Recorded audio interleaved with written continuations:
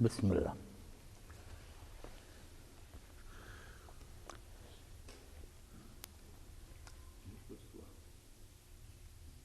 آپ پوچھتے ہیں کہ سیرت اور رسوا میں کیا فرق ہے؟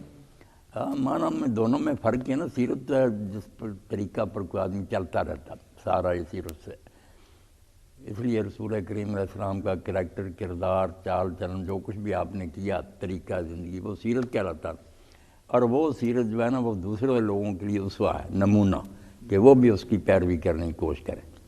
اسوہ نمونہ کو کہتے ہیں نا۔ سیرت خود ہے آپ کا طریقہ، اور وہ طریقہ دوسرے لوگوں کے لیے ہے پھر اسوہ، نمونہ ہے، مثال ہے کہ تم لوگ بھی اس کی پیروی کرو، اس کے پیچھے پیچھے چلو۔ لقد کان لکم فی رسول اللہ اسوۃ حسنہ، اللہ کے رسول علیہ السلام کی زندگی میں تمہارے لیے بہترین نمونہ ہے۔ ہاں، پیچھے چلو برا۔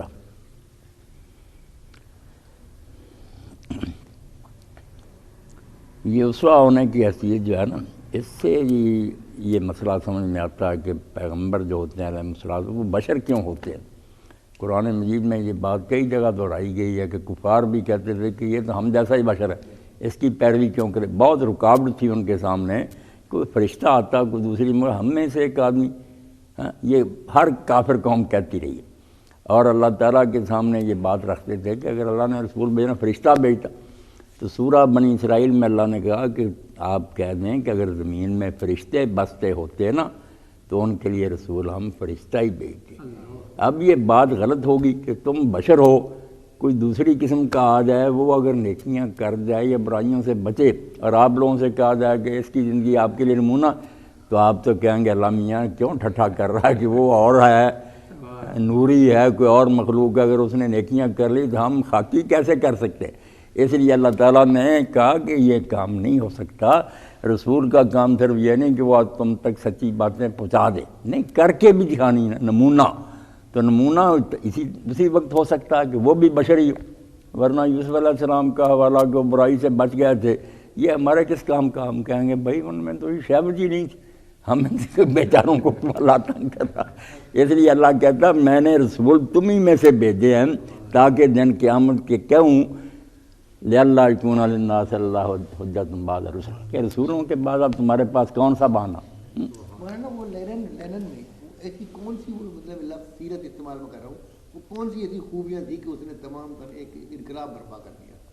اور بڑھتا گیا ترقیت نظام چلتا گیا۔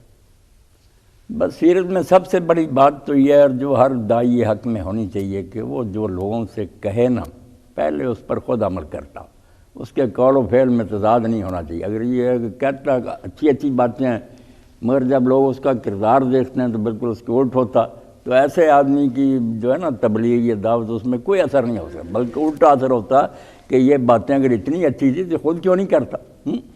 اس لیے پیغمبر جو ہے نا لوگوں کو جو کوئی بتاتا ہے وہ چغتائی صاحب پہلے کہتا ہے انا اول المسلمین، کہ تم اس حکم کے آگے جھکو یا نہ جھکو، میں سب سے پہلے اس حکم کو ماننے والا ہوں، وہ مان کر دکھاتا ہے نا۔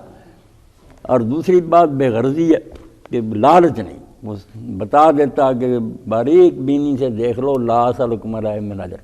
میں اس کے بدلہ میں تم سے کوئی اجر چاہتا ہوں، بغیر کسی غرض اور لالچ کے تمہیں بتا رہا ہوں۔ اور باتیں وہ ہیں جیسے جب وہ قوم تھی، سورہ یاسین میں آتا جب لوگ تول گئے نا کہ ان کے پیغمبروں کو قتل کر دیں، تو جا من اقصی المدینہ رجل یسعی، شہر کی پرلی طرف سے بہت دور سے ایک شخص جو ان میں سے نیک تھا وہ بھاگا ہوا آیا، اس نے کہا اللہ کے بندو تم کیوں قتل کرتے ہو ان کو جو نہ تم سے کوئی اجر مانگتے ہیں، وہ ہم مہتدون، اور ان کی زندگیاں دیکھ لو کتنی صاف ستھری، بے داغ اور سچے لوگ، تم سے کچھ مانگتے بھی نہیں۔ تو یہ بڑی دلیل تھی پیغمبر کے سچے ہونے کی کہ وہ جو کچھ کہتا اس پر عمل کرتا، یہ نہیں کہ لوگوں کو کہا کہ یہ ہے نیکی نہیں، بلکہ کئی نیکیاں امت کے لیے مستحب اور نفل، مگر اس کے لیے فرض،